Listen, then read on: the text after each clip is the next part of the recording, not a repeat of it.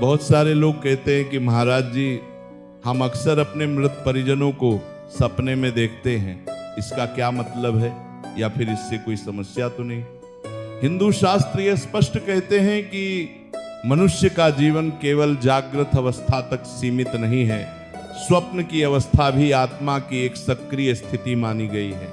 कभी कभी जीवन में ऐसा होता है कि जो लोग इस संसार से विदा हो चुके होते हैं वे हमारे सपनों में प्रकट हो जाते हैं। उनका चेहरा, उनकी आवाज और उनकी उपस्थिति मन पर गहरी छाप छोड़ जाती है। उपनिषदों में वर्णन मिलता है कि जब शरीर सोता है तब आत्मा अधिक जागृत होती है, और जब आत्मा जागृत होती है तो वह उन संबंधों को भी अनुभव कर सकती है जो स्थूल शरीर से परे होते हैं। गरुड़ पुराण के अनुसार जो पितृलोक में स्थित आत्माएं कुछ विशेष परिस्थितियों में अपने वंशजों के स्वप्न में प्रकट हो सकती हैं।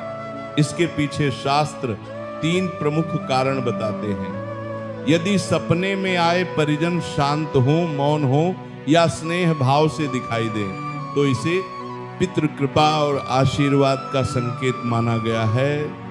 गरुड़ पुराण के अनुसार ऐसी आत्माएं कष्ट देने नहीं बल्कि अपने वंशजों की रक्षा और मंगल कामना के लिए स्वप्न में आती हैं। यदि मृत परिजन कुछ कहते हुए दिखाई दें या बार बार सपने में आए तो शास्त्र संकेत देते हैं कि उनसे संबंधित कोई श्राद्ध, तर्पण या स्मरण अपूर्ण रह गया हो सकता है।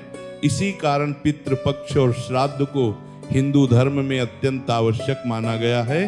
बृहदारण्यक उपनिषद में कहा गया है कि जिसका मन जिस भाव में होता है स्वप्न भी उसी भाव से उत्पन्न होते हैं। यदि आप किसी परिजन को अत्यधिक याद कर रहे हो तो आत्मा का स्मरण स्वप्न के रूप में प्रकट हो सकता है। जब किसी परिजन से आत्मिक संबंध अत्यंत गहरा होता है तो वह संबंध मृत्यु के बाद भी स्वप्न के माध्यम से अनुभव किया जा सकता है।